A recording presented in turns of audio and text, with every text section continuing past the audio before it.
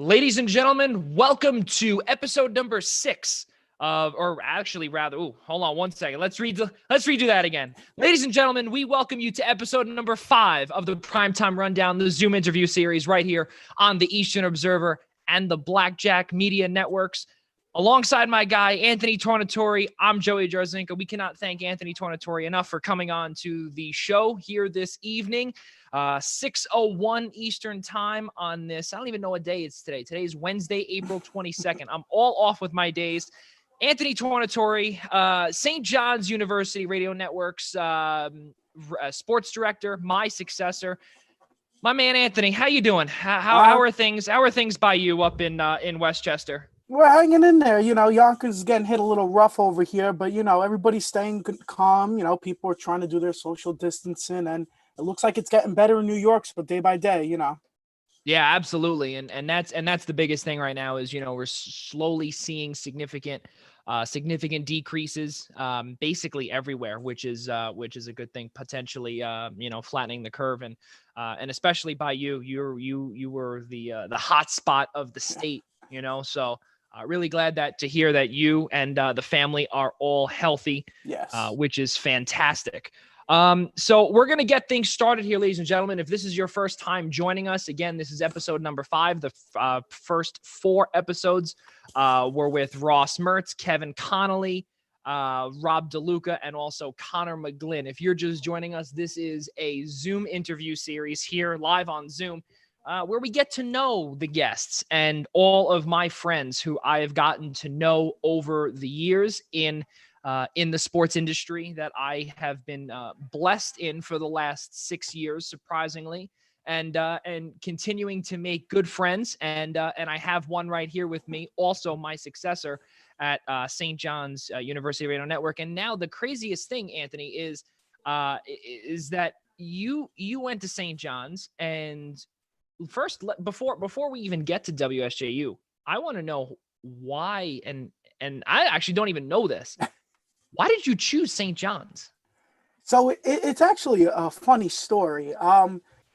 When I went to apply for schools, I applied to Iona, I applied to Hofstra, Manhattanville, Manhattan College, pretty much every college in Westchester that had the college board application for free.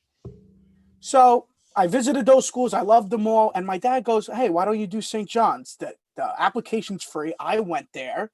And my dad went there as him. And I go, why not? So we get the letter back. I got accepted in. They gave a nice scholarship. And then I was like, all right, let's go to Accepted Students Day. We go to Students Day. And I went home that night. And I made my decision that I was going there. And probably the best decision I ever made. That and where I went to high school, 2 of the best choices I ever made. And that's and you also and where you went to high school was Archbishop Stepanak up in Westchester. Yes. And that's another school that is definitely no joke either.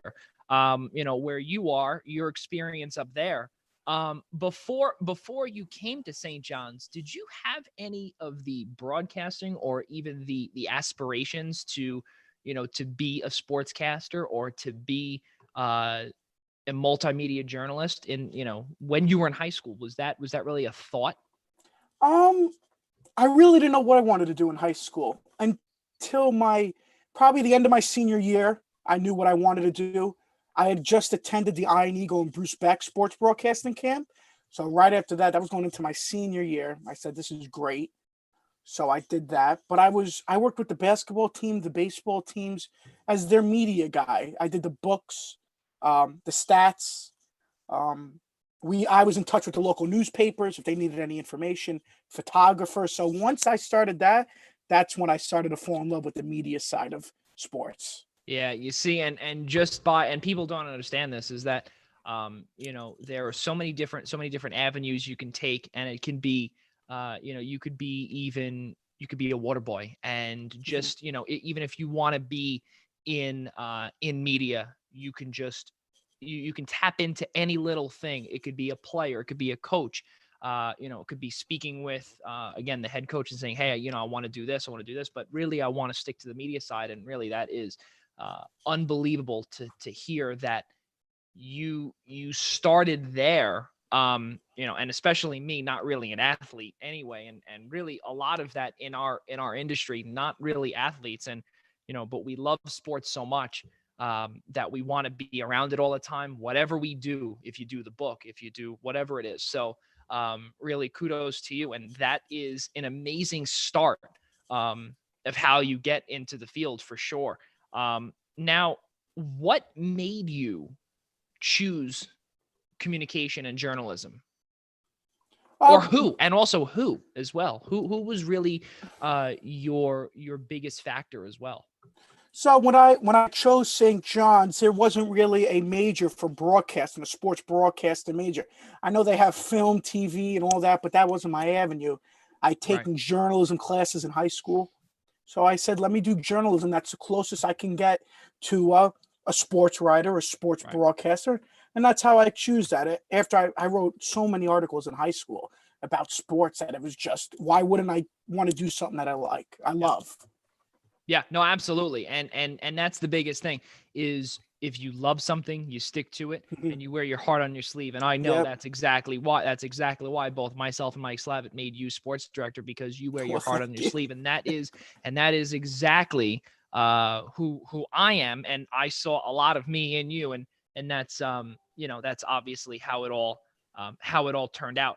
Now, this question to you, and I don't even know this, because I mean, I should know this, but I mean, I guess when we were in college together, I don't know if I wasn't paying attention or whatever it was.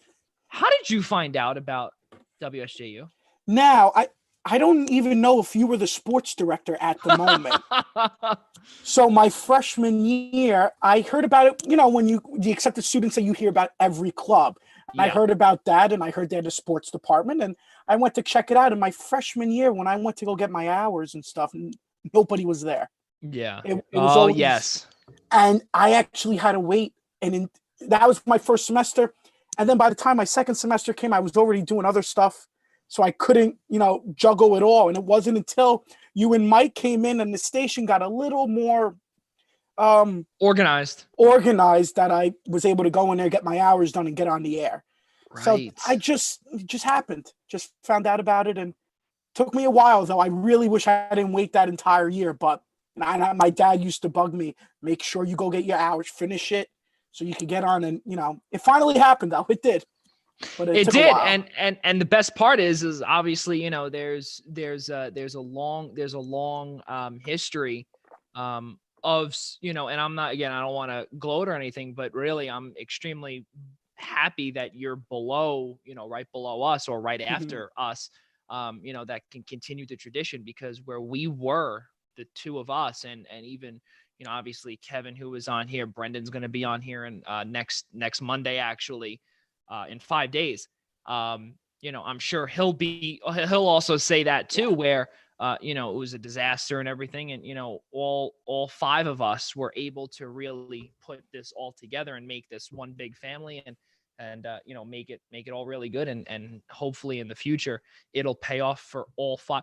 Excuse me, for all five of us, because that is Yeah. the end goal for sure. Now, March 12th, or actually March 11th, 2020, is a day that will live, will be imprinted into your brain for the rest of your life, whether you like it or not. And the same thing goes with Kevin and Brendan as well. And I know I'm going to ask Brendan the same exact question, but the day where it was St. John's and Georgetown, um, St. John's goes on a 23-0 run to come back and win. You're on the call for that game. You, Brendan, and Kevin, and I was sitting right below at the Garden, and word had just come out saying that the next day, um, there's going to be no fans, Mhm. and this whole pandemic became a thing about 12 or about 15 hours later, right when Kevin and I were leaving. And I remember you were a little hesitant on going the next day, and obviously we all were. But to make a long story short, um, what was that experience for you like, knowing that you would not be back possibly, most likely, in that booth calling a St. John's men's basketball game for your school? Um, it was bittersweet. That entire week was really tough. Not just that day, but the drive to the Garden that day because I drove down there, and when I got there, it just felt strange that entire day. And when we called the game, that was the greatest basketball game I ever witnessed, and I'm so happy that was the last game I ever got to call. I was supposed to come the next day too. I already bought my parking for a lot down the street, and I was ready, but certain health reasons, you got to be careful. You can't risk anything, especially what happened in New York City this past month. But yeah, it was strange. And I'm a huge baseball fan too. Not being able to call a baseball game, I was supposed to be there that next day at Jack Kaiser Stadium, and that didn't happen either. So yeah, it was bittersweet. It was so much went through my head. I think the next day was worse. Getting the calls that the MLB suspended, the NHL, the NBA, the tennis, golf, everything all at once was just too much. It was crazy. Right. And you know what? And it's funny that it's actually funny that you bring up you bring up that whole list. And you know what? And it's actually wild because I have that whole list right here. And I think I remember I sent that to you. I sent that to Brendan. I sent it to Mike. I sent it to Kevin. And you look at the timeline of Wednesday, March 11th that will most likely live it will be an infamous day in sports history where it starts at 11:34 a.m. Rutgers closes athletic events to fans. 12:27 p.m. College Football Hall of Fame class of 2020 was announced. Yeah. The 12:42, exactly 15 minutes after, the CBI tournament was canceled, which right away I remember when that was canceled. And I was like, all right, well, the CBI is canceled. So now that makes the NIT and the tournament, and March Madness so much more important. And then you have, Major League Baseball exploring alternate sites. Then you have that was at 1:16 p.m., 1:50. You have the Columbus Blue Jackets, the hockey team. They close the home games to the fans. And then you fast forward all the way down, like probably all the way. It's about 3 hours roughly. And the NCAA are actually about 2.5 hours. The NCAA advises against holding sports events with fans.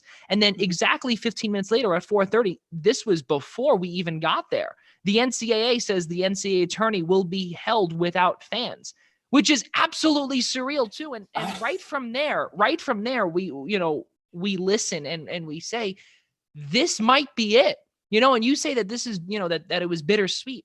And you knew right then and there, and I remember talking to you about it, you knew right then and there that you had to make the best of this because with the help, with everything that's going on and, and just, and personal things, you can't risk anything. Yeah, You have to make sure that you take every moment in because really, now that you're graduating, which we'll get to in a little while, how are you going to come back? When are you going to come back? How long is this going to last? And this is stuff that you see in the history books, and I know I've said this multiple times throughout the first 4 episodes of the Zoom interview series with my 4 previous guests. And this is stuff that you didn't think you'd ever see. This is stuff that you didn't think that would ever happen in your lifetime and would most likely happen when we're long gone. But hey, we now witness this, and now we're getting to see firsthand what this is all about. And really, like I said, I'm glad that you got to see a 23-0 run by your St. John's Red Storm, because that is one hell of a run that Mike Anderson and his Red Storm team pulled off. Now, you said just a few minutes earlier that you were supposed to call a game at Jack Kaiser Stadium the next day, and the worst part for you, because we follow each other everywhere on all social media and everything. And I know, as we could see in your background, that you are a live and die Yankees fan. And I find that amazing because obviously, and I know I've shown you this plenty of times, is my Yankees necklace. And it's, when that's your favorite sport, and with baseball being right around the corner, literally right around the corner, within 24 hours of calling your most favorite sport at the college level for your school. What is that like to feel the hurt, the pain, the sudden, the involuntary notice that you're not ever going to be calling a baseball game at the collegiate level ever again? It was tough. It was really hard to grasp. And you do your interview, you do your prep the night before with your manila envelopes, and you're all set. You're excited. You promote it all over social media, and then you get the call that it's not going to take place. It's tough, and I know you could see behind me. I'm a huge baseball fan, and it was hard to realize it. And me trying to think of the best of it. All right, hopefully this is only for a couple of weeks. We'll go back. We'll get a couple games in. Everything will be okay. But I didn't think it was ever going to be this bad the way it is right now.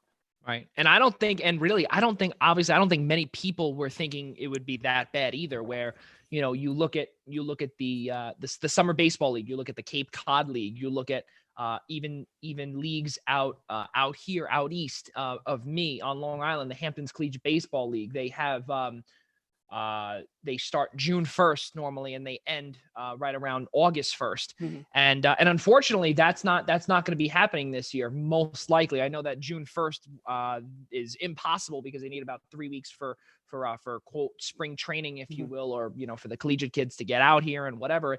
And some of the California summer leagues too. It's not gonna happen. And even with Major League Baseball, we have no idea what we're gonna see. The only thing that we're obviously getting wind of right now is the possibility of Alex Rodriguez and Jennifer Lopez buying the Mets, which is a great distraction, if you will. But it's very difficult where we watch replays of games, we watch the Yankees classics. It's so tough.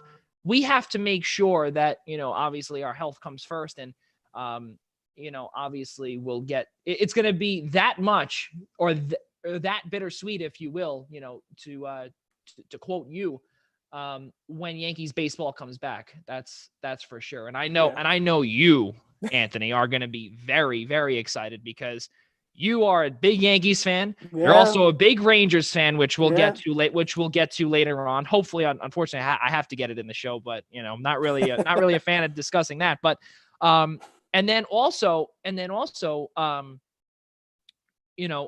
addition to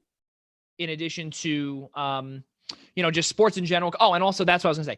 You're a big WWE guy as well. Yeah. And thankfully that's still going on now, which that's again, that'll be a part of the later segment. But at least you have something to watch rather than, consistent Netflix and about to kill your family. You gotta, like I said, you gotta have something, which is, which has been plaguing a lot of people around here, but something more positive right now. And I've seen that you actually rebooted it, and Athletic Airways with Anthony. Let's start with that. Tell us a little bit about Athletic Airways with Anthony, because I remember when you had that, I believe it was called AAA at one point. Yep. I think it was, you're right. It was called AAA at one point. I remember that's how you referred to it as, and that was the slogan. So tell us a little bit about that, and where can we find it? So it is still AAA. I just used the longer name because it sounds a little more professional. It's just sports. I started it my sophomore year at St. John's, and ever since then it's grown bigger and better. And now we finally got it rebooted because it took us a little while because we thought we were going to go back. So it took us a little while to get the kinks out, but we are on Anchor.fm. We're on 7 different platforms right now: Spotify, Apple Music, Google Podcasts. We're on YouTube. You can catch all the episodes on there. And it's about an hour, a little over an hour. We're just shooting the breeze, talking whatever comes to mind. We had a show Monday about the coronavirus affecting sports, and we wind up talking about, will Carmelo Anthony be in the Hall of Fame?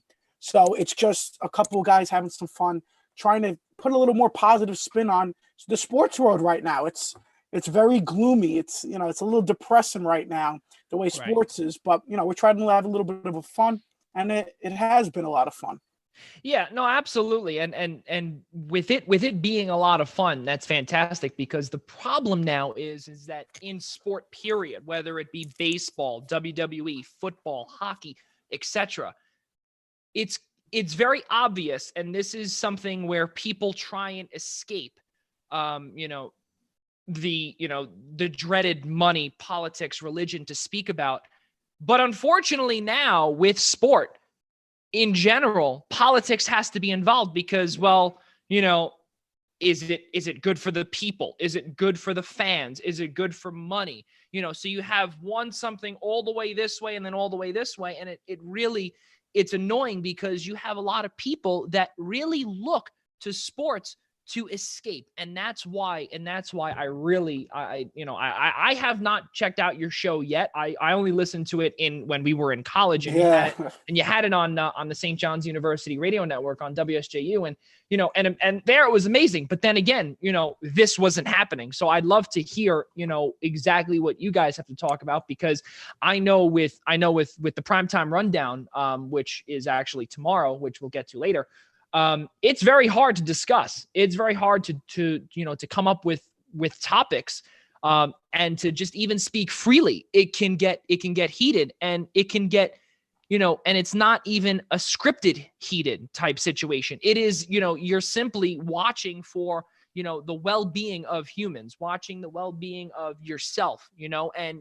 it's not a typical sports conversation. And that is really amazing that you started something, and you're able to speak freely about all of it. And the other two, your other two guys, what are their names, by the way? I have my friend Johnny Kamen and my friend Anthony Williams. Actually, my friend Anthony, his father is the president of the Pittsburgh Pirates. Is he now? Yes. So he used to be the president of the Islanders. So it's great to have more of a business point of view through him, and more of a fan point of view from me and my friend. Actually met my friend in theology class, and it just one day, and we started. I go, "You want to be on the show?" And he goes, "Yeah." And that's how it was, me and him, how we started it. And then your friend with his father, what was his name one more time? Anthony Williams. Anthony Williams. So with his father, and with his father being the president of major teams, he has that running in his blood already. Mm-hmm. So obviously he has an amazing background of it. And especially, you got to make sure, especially you, because you're a Rangers fan, you got to be careful what you say, because he was once a New York Islander. And obviously also now you got to watch with the Pittsburgh Pirates, where, obviously not many times the Yankees and the Pirates would, cross paths. But this year they would have, if the season would have gone on in a 2-game set in June. So that's really good. That, ladies and gentlemen, obviously you could find that. We'll put that on our Twitter, following the broadcast on anchor.fm, Athletic Airways with Anthony. Be sure to check that out on all platforms: YouTube, anchor.fm, iTunes, Spotify. Am I right? Yeah. Tornatore? Yeah. Google Podcasts, everything. All of the above. Yes. Excellent. Good. So now, before, or actually during all of this, during your time at St. John's, you needed to fulfill an internship. You needed to try and get into the field or get your feet wet. And you did so by applying to Major League Baseball Network, to MLB Network in Secaucus in New Jersey. And you are a big traveler. You know exactly how it is to get from Yonkers to Queens, almost every day. You're a commuter. You never dormed. You never stayed on campus or even outside of it. So talk about how you got that gig, and just talk about your time there at MLB Network. So that was great. I actually went through Handshake. I got an email from the university one day. MLB Network is hiring. So I go, well, let me send in an application. It said Summer Content Associate. Mm-hmm. There was really no description. So I was like, oh, well, if I get it, I get it. If I don't, I don't. It's not the end of the world. I get an email that says, we'd like to do a phone interview with you. The phone interview went great. We want you to come in. So I went in, and they're like, do you know how to video edit? And Honestly, I wasn't 100% on video editing. I wasn't the best video editor. I knew how to use iMovie a little bit, but not, MLB Network type. Right. Um, well, apparently that was good enough for them. They hired me. It was actually a freelance job. And I actually saw Mike Slavitt there every day because we were in the Yeah. same building together. And that was a great experience. It was all the Little League World Series. We would watch the games and then post the highlights. They would go on Instagram, Twitter, on ESPN. They would play them there, MLB Network, and they trained us for a week, and then they put us right into the mix of it, and it was a great experience. That was so much fun. I can't even describe it. Did you ever get to work in Studio 42? No, I didn't get to work in there, but I've been in there though. We've been in there. Okay, It's great. Yeah, because I was gonna say I know hearing from Mike and also from Kevin as well, who I believe had, I don't know if it was the same exact title as you or was a different title, but both of you worked within MLB Network, and I remember, I know Mike says it and still says it today. He's a media management associate. He started off in your shoes and worked his way up. Yeah. You're not allowed to have any phones in Studio 42, so there's no photos, there's nothing, none of that, and it looks so much bigger, obviously, on TV with the wide camera lens and everything like that. So it's amazing that you could be playing wiffle ball in there with Harold Reynolds or Bob Costas or or Matt Vasgersian or somebody along those lines, which I'm sure was an experience of a lifetime for you, where you would be walking through the doors, especially of the network of your favorite sport. Yeah, it was great. Just imagine walking into work and you have Mike Lowell or Eric Burns and Lauren Shahadi walk next to you, and you're trying to keep your cool, because I'm as you say, a huge sports fan. I go to meet and greets. I send mail to athletes, and I try and get cards signed. I collect autographs, and it was crazy how Mike Lowell would walk next to me. Oh, hi, how are you? And I'm like, hi, good morning. It was just a crazy experience. Right. It's almost like being starstruck, and I'll give you the perfect example too. When I started in the business, and you get to meet a lot of these people, and I've gotten to become friends with the Chicago Cubs hitting coach, Anthony Iapoce, and to be friends with somebody where you don't have to call him by his full name and you just simply call him Anthony. These people are human just like you and I, so, you're calling Lauren Shahadi, you're just saying, hey, Lauren, how are you? Or Miss Shahadi, or whatever the case is, you see these people on television for all your life. And then you're like, wow, I'm working with them now. I know these people. I text them, I do whatever. And in the end, they're just human beings like you and I, Yeah, it's crazy too. Like, just look at St. John's. I know John Minko, one of his color commentators, Vin Parisi, is very good friends of mine, and it's great just to be able to text somebody when you want to say hi. I'm very good friends with Ian Eagle. I've seen him at St. John's games. We talk through email. He's been on my show, so it is a great experience to just get to know these guys. They're just regular people.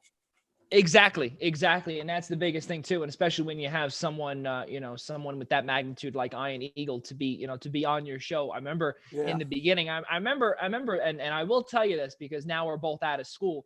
I remember when you said to me and Mike, we're going to have Ian Eagle on the show. And I was like, I don't know who this kid is. I have no idea who this Anthony Tornatore kid is. I have no idea who this is. He's playing with us. And then I remember you come in here, and then I remember you showed it to us.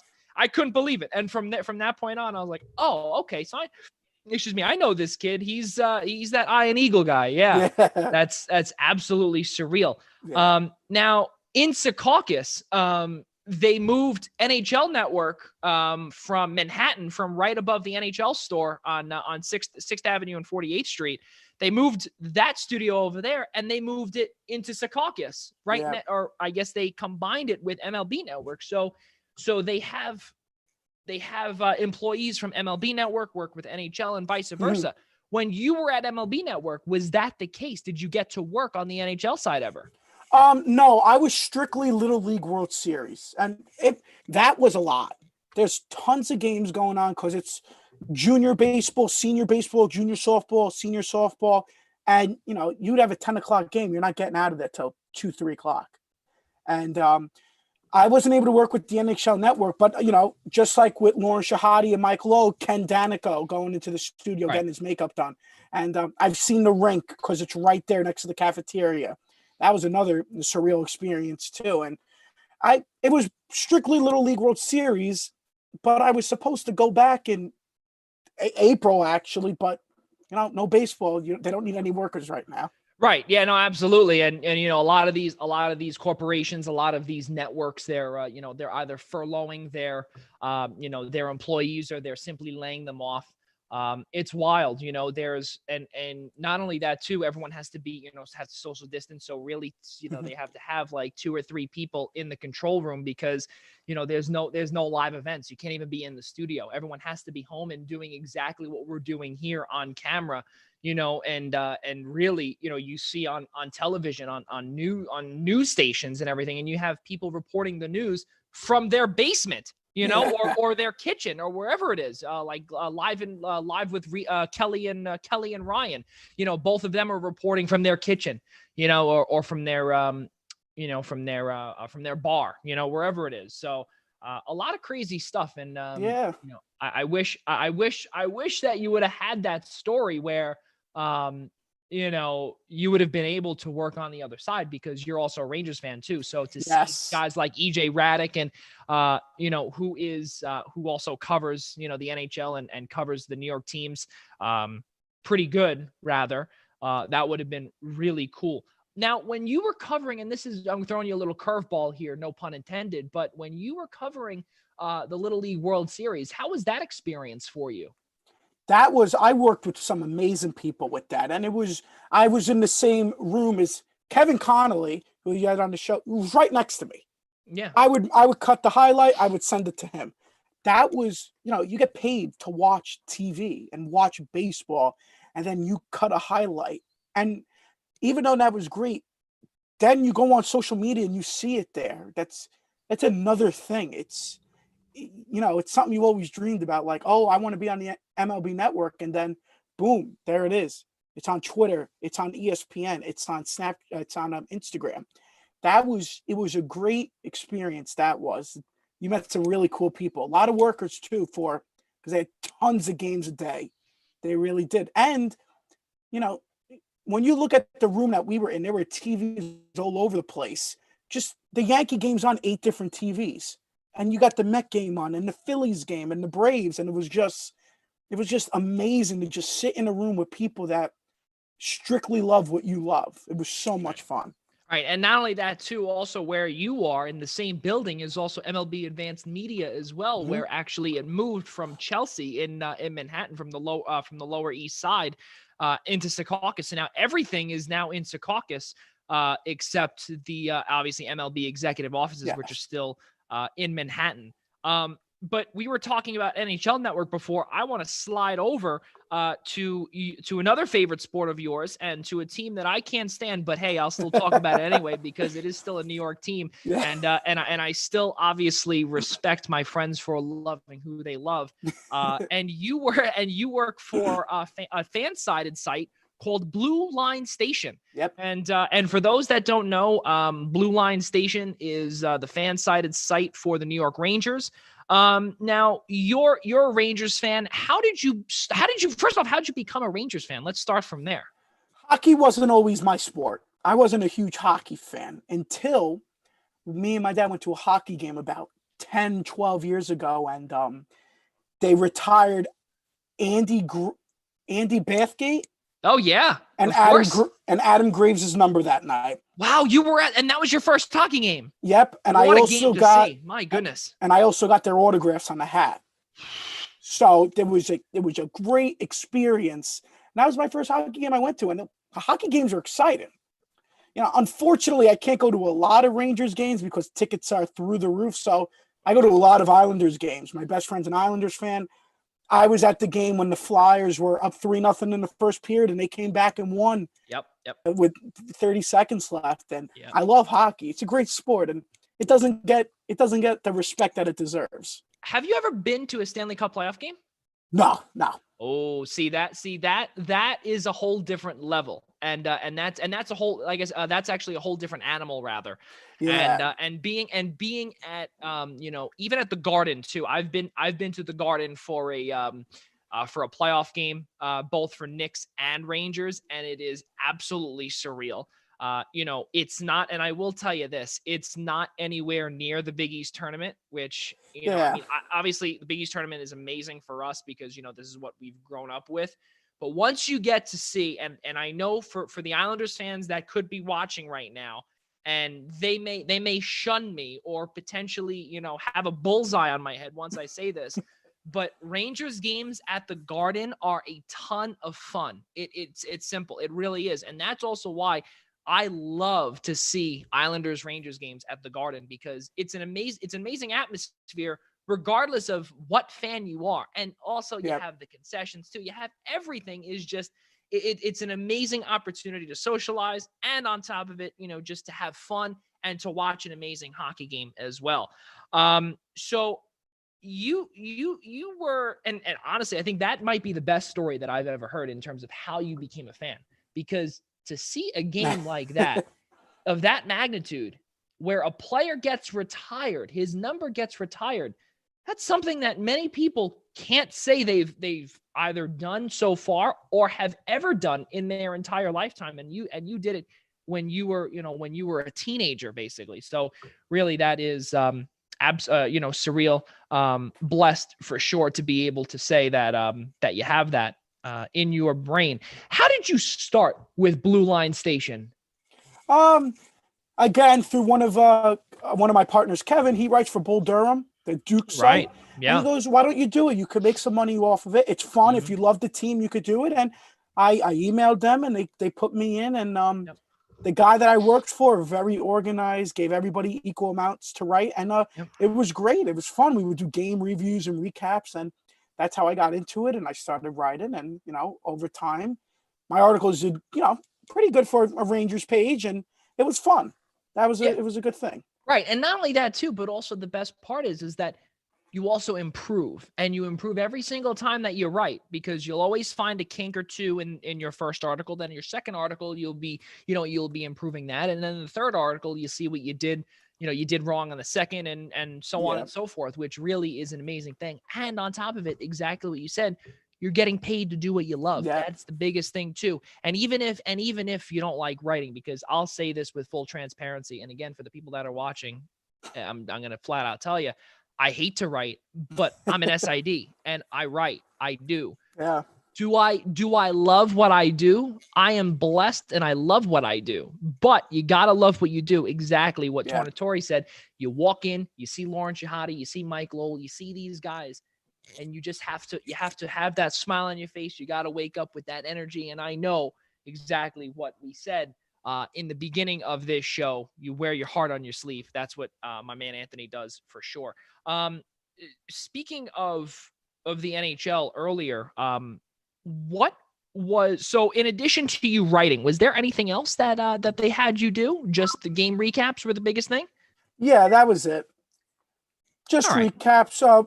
You picked what you wanted to write, but it was Did reviews. You now? Yeah. So he would give you a schedule and say, you want to do, I would sign up for, I want to do the recap for the Lightning game, or I want to do the review for the Knights game. And you would sign up and you would have your article in, probably the recap had to be 6 o'clock the morning of 6 a.m. And the review was pretty much maybe like 6 hours afterwards, but I would write the review during the game, put the final stats in, and I would send it right off to him. That's unbelievable. That's really unbelievable that, that you're able to do that, and how a site that has that much credibility allows these college students to get their names out there, and also to improve on their journalism, and on top of it by giving back with compensation, which is unbelievable. And also now a personal question to you about the NHL. Do you see the NHL returning at all this year? That's a tough question, because if the NHL returns, the NBA is going to return. I feel like it's going to get too late. New York public events are shut down till June 30th. as of At the now. earliest, yeah. At the earliest. And, we have 3 teams in the tri-state area, 4 teams, 3 teams in the state, 4, including the Devils, if we put that in the conversation. If New York State's close to the 30th, then, you can't have a season with just a finish out a season with just 26 teams in either sport. Right. I don't know. It's going to be a tough one. If they do come back, I think the standings where they are now stands. You just go into a playoffs, maybe 3-game series. And, you got to do, that would be the best case scenario right now. And would you be writing for your Rangers this summer if they were to come back? Yes. If they're playing, yes, I would be helping them right. Yes. That's excellent. That's really good. And then this would be, if I'm not mistaken, this would be your first full year. Because when did you start with Fansided? The beginning of the season. So right. I think I applied in October. Yeah. So it would be, so really it would be your first full year. And on top of it, it would also be your first playoff series as well, which is humongous. That would be really, really cool and something for the resume as well. So we're now in the 7th inning stretch of our conversation here. And the problem that we see obviously in the world with the pandemic, we know March 12th was the dreaded day that, again, 11th and 12th we'll never forget. Now you're set to graduate this year, class of 2020, Anthony Tornatore, St. John's University, continuing the tradition in the Tornatore family, being second consecutive generation to graduate from Jamaica, Queens. You're not going to be able to walk this year. You're not going to be able to walk and get your bachelor's degree. Now, that is not a voluntary action. That is involuntary for every soul that is graduating in 2020. Mm-hmm. Now, you spoke about the bittersweet feeling at Madison Square Garden. I'm sure that this has a little bit of a less bittersweet feeling. Tell me I'm wrong. You're not wrong. It's I'm excited to graduate. I was excited to, I don't have to wake up and worry about my homework. It is tough though, after 16 years of school, to not be able to walk the stage. You work for that your entire life. It is bittersweet, a little more bitter, but it is what it is. There's nothing you could really do about it. And I believe St. John's, when they said they'll fix this for us, they'll get us to walk on the stage. Whenever that may be, I'll take that. Yeah, I mean, hopefully it's sooner, but it is tough. It is tough. Yeah, well, because you've put your heart, sweat, and tears into getting great grades, getting that scholarship that you mentioned earlier. Also at Archbishop Stepinac as well. But you continue to put the work in, whether it be with what you do at Fansided, at MLB Network, for WSJU, whatever it may be, you're still putting the time in. And right now too, you're taking online classes because that's where everything was moved to, was all online classes. Now, are you used to them, or do you normally take in-person classes? And what would you rather? Are you happy that you're doing this, or would you rather be in-person learning? I've never done an online class before. I did a hybrid class, if that counts, but you still met them once a week. Yeah. No, my 4 years as a commuter over a bridge, I never took an online class. It's shocking, but that's the truth. And I'm not a fan of it. I'm a fan of, going to campus, seeing my friends, the hellos, the byes, and I'm a better, I don't want to say I'm a better learner that way, but it's more interesting. And you actually get a little less work if you're in person, because the professors have really been giving you a lot of work on this on Blackboard and everything. Yeah, on Blackboard. Yeah, right. Well, and also I remember when taking a few online classes too. And I remember in my senior year, that's all I took was online classes with the athletes and everything. And I remember, they would give a lot of work also, because you have the time. You Yes, have the yes. time where, you're not going to class. And exactly what you said, you're commuting, you're doing everything, you're going back and forth, and you're not sitting here at the table with basically no purpose and just and just clicking the mouse and just like sitting there like, all right, I'm going to log on here. I'm going to do whatever and just listen to the professor, listen, whatever. And you could be playing a game on here and not even listening. And the professor wouldn't even know, so that was me these past 4 years. Yeah, right. Exactly. So that's what I'm saying. So that's the biggest thing now. And you're so close to the finish line. You're in the top of the ninth, Tornatore. Yeah. You're in the top of the ninth inning right now. And you're literally, with this pandemic going on, every soul at university, wherever it may be, D1, D2, D3, JUCO, NAIA, wherever it is, they're crawling to the bottom of the ninth, trying to get there and trying to close the game out and be, and be the closer. We're trying to do that. I never had to experience that. I hope I never have to experience it.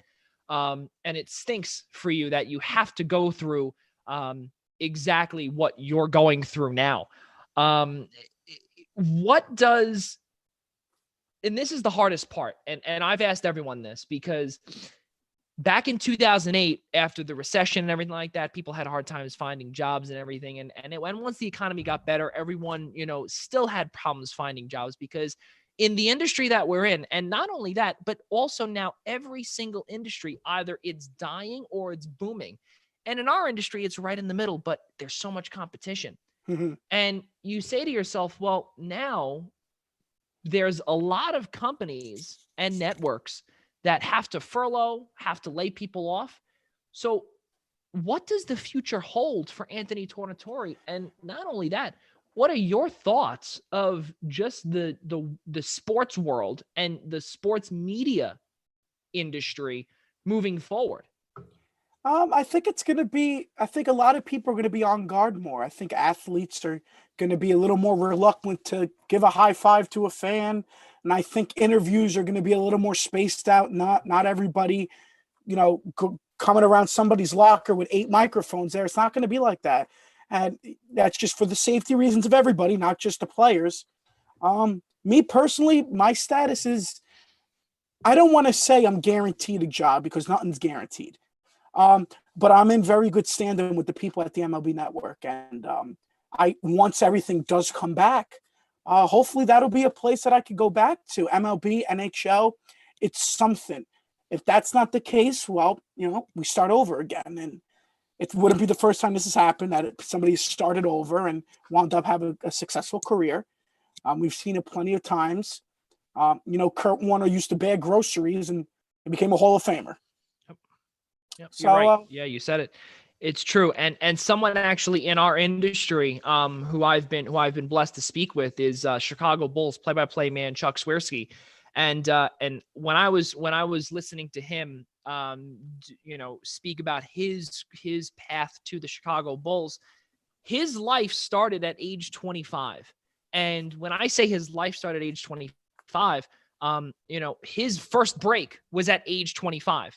And you listen to guys, there was actually, I will say this here, because it wasn't only it was for the general public, actually. Sportscasters Talent Agency of America had a sportscasting summit just on Monday. And for those that are watching and were potentially involved in that, they had Beth Mowins, Jim Nance, Chuck Swirsky, the aforementioned, Kevin Harlan, Lisa Byington made an appearance there. Pat Hughes, the Chicago Cubs play-by-play man. Kevin Kugler. Who else? Bob Costas. I'm sure I'm probably missing someone else. But those also Tracy Wolfson, CBS lead sideline reporter. And something that she said too was that she graduated without a reel. And to think that now with both me and you, Tornatore, with graduating without a reel, you'd say to yourself, well, that's it. Life is done. Our time in this industry is screwed. And you figure that's really it. But you know what? Every little thing, exactly how you said it. If it doesn't work out, we start over. You never give up.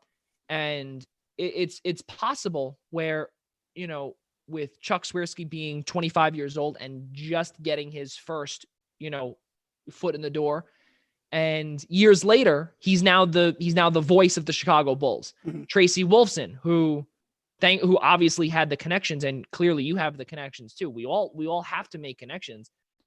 And to go work for somebody out here actually on Long Island, and then to be able to be partnered with Jim Nantz and Tony Romo, and to be on the sideline for the Super Bowl, for multiple Super Bowls, there's obviously hope and whatever, even coming out of this pandemic for sure. So obviously fingers crossed to you, my man, because that is, definitely something that you got to keep going on. You never know who you're going to meet along the way. Possibly Mike Lowell might, or Mike rather, might have somebody that he knows that could, lead you in the right direction from Boston. You never know. Yeah. Now, again, you're a diehard Yankees fan, and I can't stress that enough because of your entire background and everything that you have on your wall is everything Yankees, obviously. Now, how hard is it for you generally to be without baseball, let alone Yankees baseball, and for the foreseeable future too? We don't know how long this is going to last for. Yeah, if everything keeps on the way it is, it'll be the first year I've never been to a baseball game. And I'm somebody that's had a game bi-weekly, whether that's in the Bronx or in Flushing. I've traveled down the East Coast to D.C. and to Baltimore and Fenway, and it would just be it's weird. It doesn't feel real. But I know when the stadiums open back up, I'll be the first one at those games. And I even had tickets. I was so excited. The first game, the Houston Astros, will be in the Bronx in the middle of September. I bought those tickets as soon as they went on sale, ready to, start banging on garbage cans and being loud. Yeah. And it's just crazy how that's probably not going to happen right now. And it's hard to fathom that. You don't want to believe it. Yeah. It's 100% hard to, to digest that and to think that, the whole year is gone, obviously. And, where you hear the possibilities of, there could be a December 1st pitch, or a World Series or a World Series final pitch on Christmas Day, that could coincide with football. It doesn't sound, it sounds wrong. And, and then obviously, then, okay, well, then you have to realize then, well, now how is the 2021 season going to be, affected? And this goes for every sport, with hockey, it could be restarted in July. Baseball, it could be restarted in July with no fans or whatever.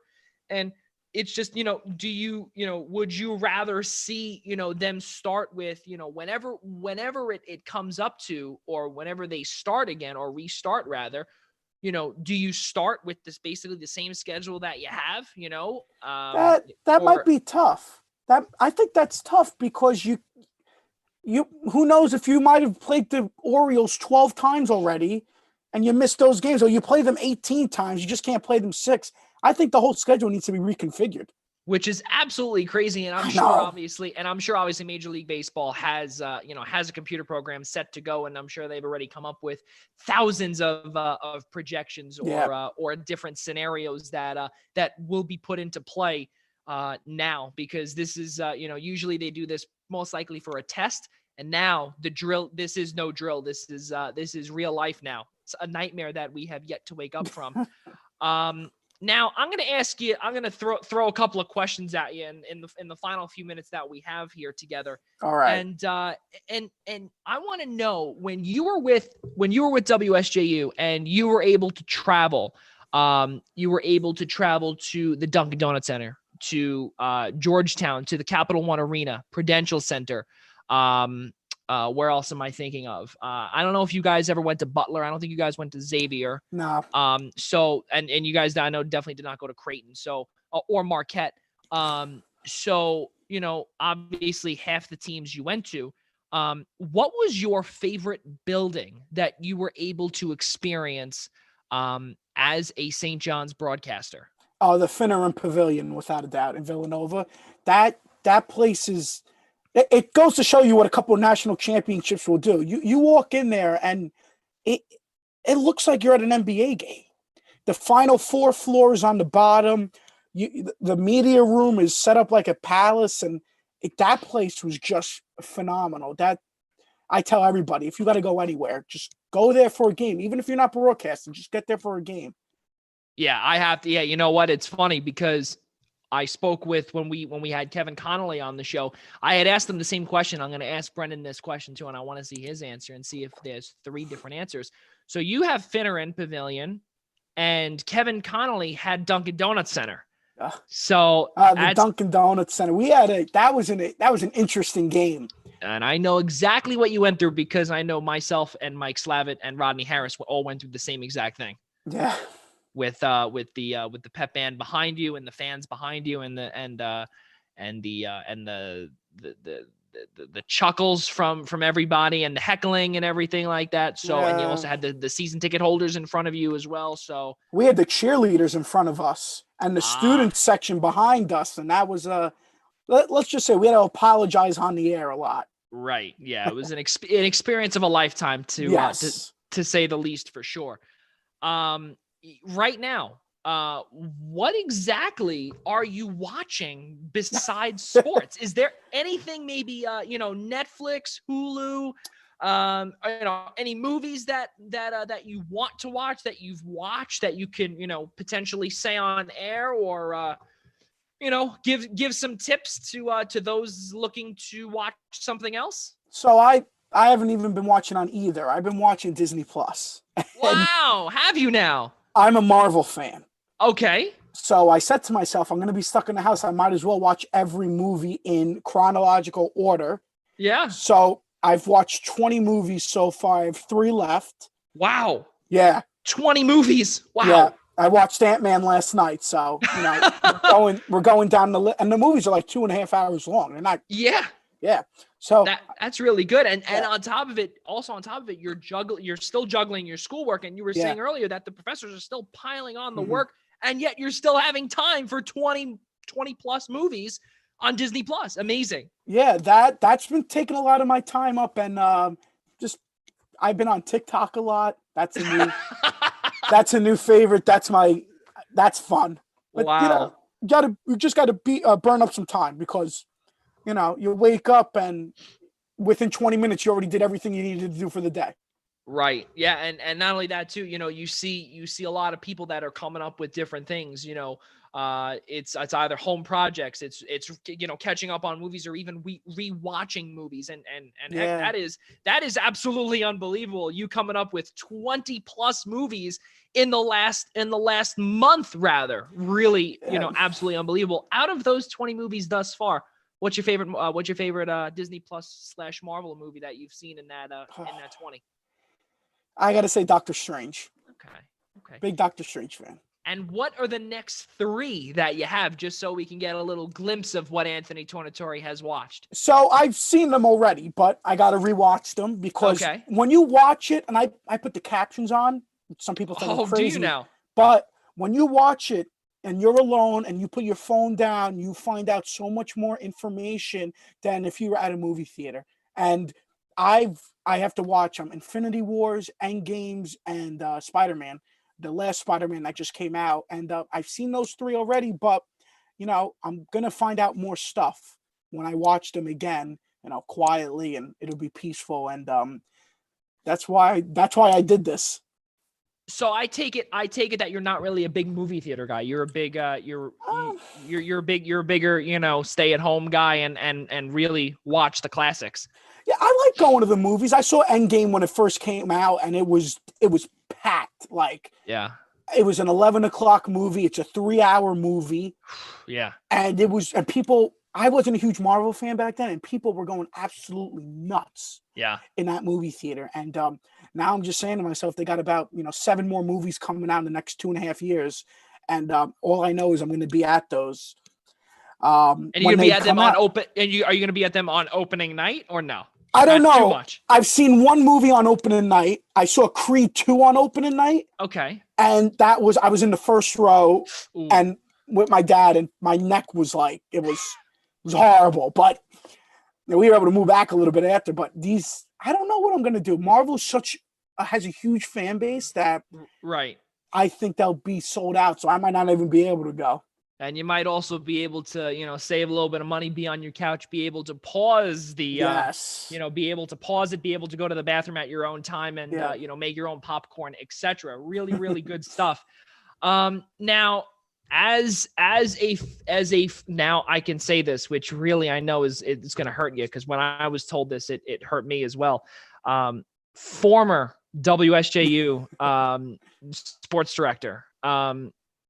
Next year, UConn comes into the Big East 2020 to the 2021 season. UConn's going to come back in for the 11th team, or is going to return to the Big East. What do you expect from St. John's? What do you expect just generally within the Big East? I think it's going to cause a lot of shockwaves, mostly on the women's side, because you have quite possibly the greatest women's head coach of all time. Right. On the men's side, I'm not seeing that they're going to be, a Villanova tier or a Creighton tier team. But I think they're going to. We all know Big East games. It doesn't matter if DePaul's in last place and Villanova's in first place. DePaul could win that game by 30. You don't know what could happen, and it's going to cause a lot of shockwaves, for a good shockwave. So it's going to be fun.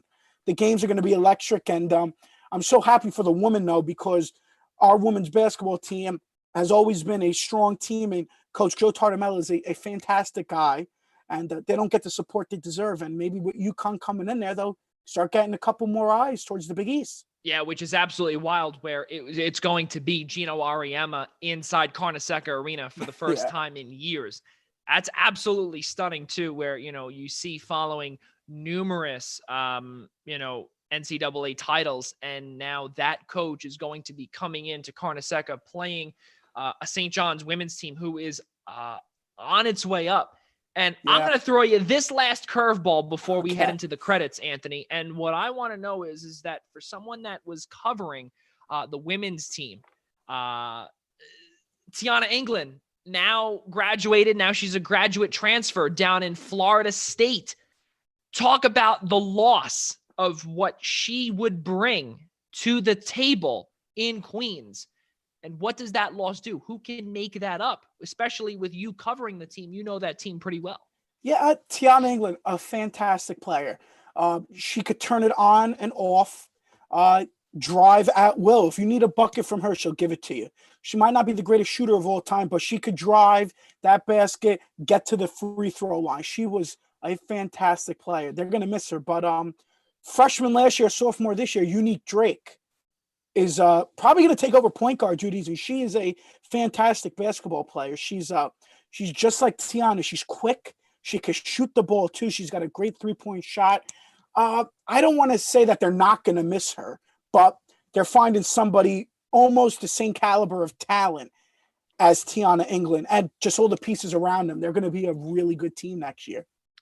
It's going to be a lot of fun next year, and I know for a fact you would love to be on press row next year, for the radio station one more time. I know exactly how it felt. It was brutal because really they would have, and I'm going to say, I think you could, tell me if I'm wrong or not.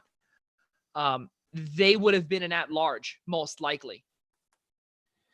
Yeah, I think I got to agree with you on that one. They would have been that, and it's just, it's tough because, if they weren't an at-large, they would have been either, they would have been in the WNIT for sure. And I know those games are a lot of fun to cover, and you guys would have had a ton of fun to do that. Yeah. Wasn't meant to be, and I'm sure I will see Anthony Tornatore calling a game one of these days, sooner than later. I really hope, because I want to see Tornatore go out on top in proper fashion and not involuntary and disaster fashion. That's for sure. My man, Anthony Tornatore, I can't thank you enough for joining me here on the Primetime Rundown Zoom interview series on my brand new project here. It's really been a lot of fun to speak with you tonight. I'm really happy to hear that you and your entire family are doing okay up in Yonkers. And I know I'll be talking to you for sure, as we always do. But just to close here, tomorrow night, the Primetime Rundown NFL Draft Special, episode number 23, comes to you live starting at 8:00 p.m. Right here on the Eastern Observer and the Blackjack Media Networks. You can also be on YouTube Live, as well as comments. We'll be taking all comments and answering all questions, as well as the Primetime Rundown Zoom interview series, episode number 6. I know I got those two mixed up earlier. Episode number 6 will feature USL League Two's FA Euro Executive Director Marco Balsamo. That interview starts on Friday, April 24th at 6:30 p.m. right here on the Eastern Observer and the Blackjack Media Networks. Anthony, cannot thank you enough for being here with me and for all of us here at the Eastern Observer and the Blackjack Media Networks. I'm Joey Jarzynka. We'll see you next time.